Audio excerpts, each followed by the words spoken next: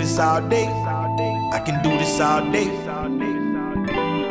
I can do this all day. Yo, what's going on, YouTube? It's your boy Big Dom. We are back with another episode of Big Dom Boxing. Today we're going to talk about this Nick Ball versus Brandon Figueroa fight. I really hope you guys watch this fight because this was a really good fight. I'll be honest, I wasn't even going to watch this fight. It was in Liverpool Saturday at 2 p.m. I think the card started. And you know, over here in America, that's like, you know, I was out with my family running errands and, you know, just doing stuff. So this card was on while we were out and about. So I just kind of put it in the back burner of, you know, my thought process and was like, you know, of course I'll keep an eye out on who wins it, but I didn't plan on watching it. I got the notification, of course, about who won the fight, you know, on my sports notifications, and I seen how the fight ended also, so it made me kind of interested to watch it. So I'm a big North Carolina Tar Heel fan, and we had a big game this afternoon, Duke versus North Carolina, and so me and my wife watched that. So after that, you know, I watched this fight in the middle of the night, and I'm very glad I did. To give you a rundown on these fighters, just a quick rundown. You got Nick Ball, who was the reigning WBA title holder. He's from Liverpool, England, which is where this fight was. So he was defending his belt at home. He's defended it, I want to say 2 or 3 times already. He entered this fight 23-0. He didn't have any defeats on his record. About 13 knockouts. And the reason I like Nick Ball somewhat, I'm not a huge fan, but of course I like boxing, so I keep up with all these guys. But the thing I like about Nick Ball is he fights at a high pace. He's a aggressive pressure fighter. And I feel like he needs that also because he's a small guy. And this is one of the things I worry about him in this division because he's a smaller guy in a small division. He's a featherweight that's like 5'2", probably about a 65-inch reach. And that'll take me to Brandon Figueroa. Brandon Figueroa, 29-year-old guy. I've been watching Brandon Figueroa for a while, so I kind of feel like he's much older than 29. So I was kind of shocked when I looked at the stats and was like, oh, this guy's 29. But we've seen him in some wars.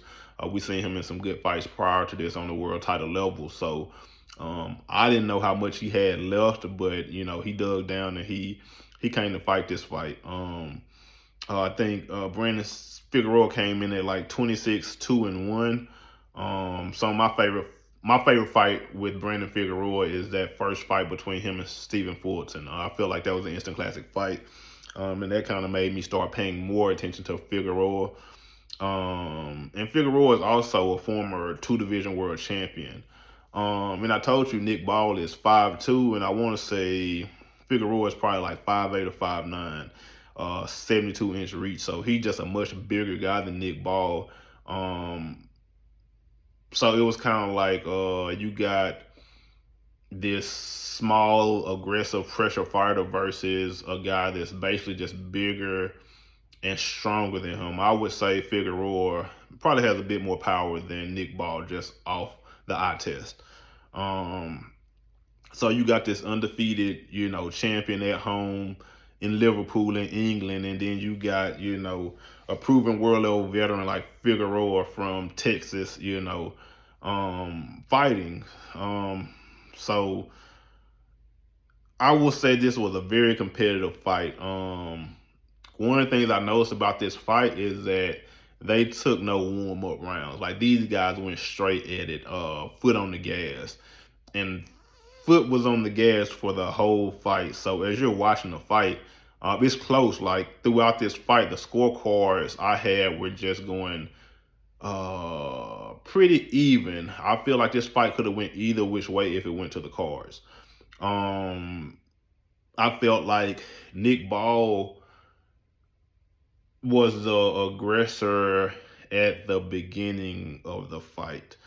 But that's one of the things I don't like about Figueroa. For Figueroa to be a taller, longer, more powerful guy, throughout this fight, I was frustrated because, like, dude, you're fighting the wrong fight. Like, this short guy with these short arms should not be able to get near you. Just keep him on the outside jab, and control the distance. But once again, if you know anything about Brandon Figueroa, is, you know, he likes to be inside. He gives up his distance to be close to you so he can kind of lay his punches on you also. I don't think that's that smart, but it's also fun to watch.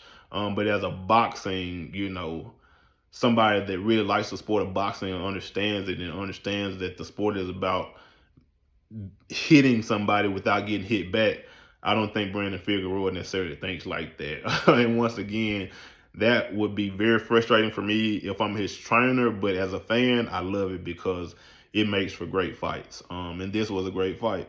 Once again, this fight felt close the whole way through, and I felt like Nick Ball just was fighting at a pace and that was so fast. And as the fight went on, I was like, man, even at the beginning, I was like, is he gonna be able to keep this up? And for the most part, he did until he didn't. And I feel like that was a big part of Brandon Figueroa's game plan, just the savvy veteran who, goes toe-to-toe with you. And one thing I noticed in this fight is that Nick Ball was head hunting, a lot of head shots on Brandon Figueroa.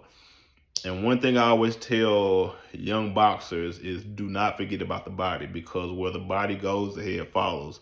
And all throughout this fight, Brandon Figueroa was doing great body work on Nick Ball.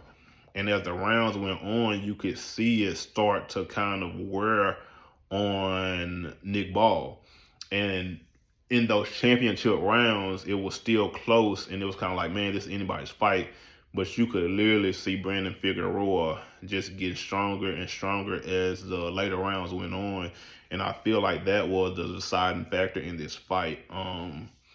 At the beginning of the 12th round, before the bell rung for them to come out and fight, Nick Ball was standing outside of his corner, and the look on his face was like, man, this is tough.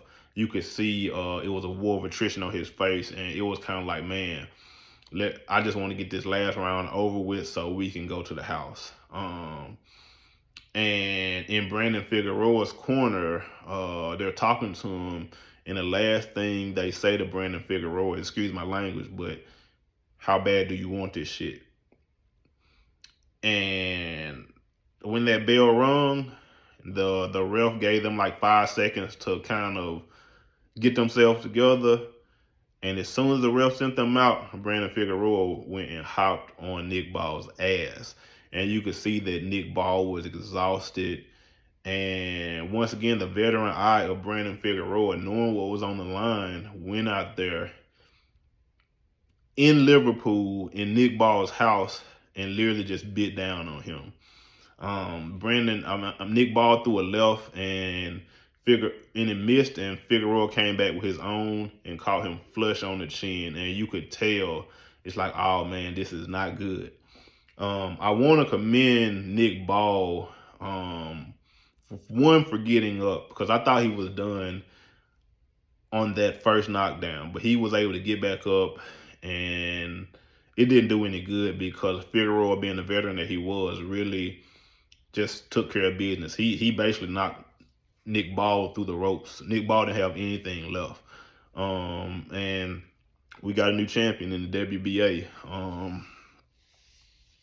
If you didn't watch this fight, go watch it. I feel like, I'm not going to say it's fight of the year, but it's a good damn fight if you like boxing. I feel like Figueroa's timing and power really showed late, and he did the work to get Nick Ball exhausted and then just poured it on. So I will say this featherweight division is interesting.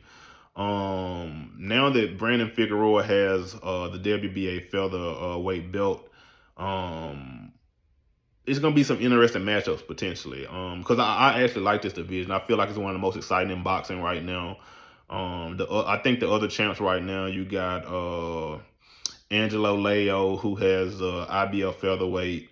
You got Bruce Shushu Carrington, who we just seen fight and win in spectacular knockout fashion. And you got Rafael Espinoza, who is just I will be honest and say I am a Rafael Espinoza fan.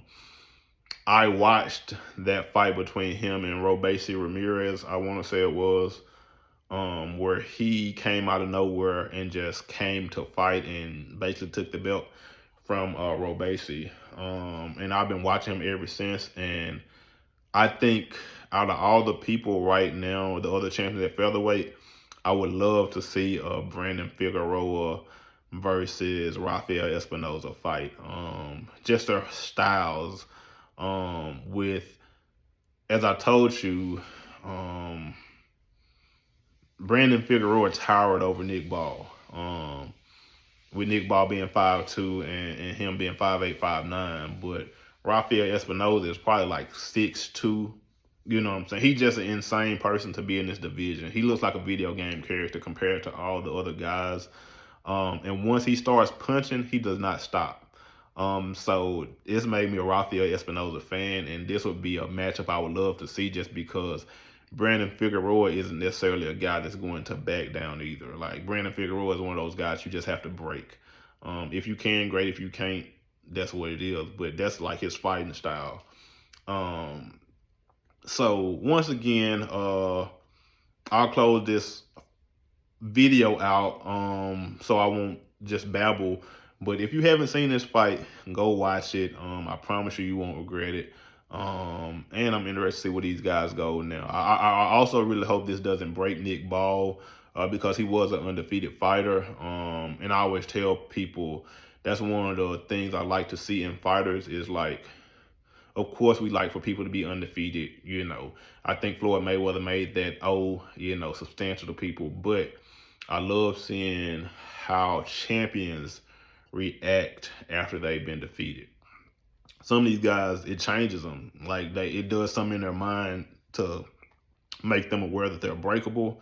And then some guys really do have heart, and it makes them better. They learn from it. So I want Nick Ball to keep his head up. He's a hell of a fighter. I still think he's very small, and he'll have issues in matchups with other fighters going forward, but he's still a fun guy to watch. So check this fight out if you haven't. Also, if you haven't subscribed to my channel, please do so. I'll return the favor. Let's talk some boxing. Let me know what you think about this fight in the comments, and we'll talk soon. Big Dom Boxing out.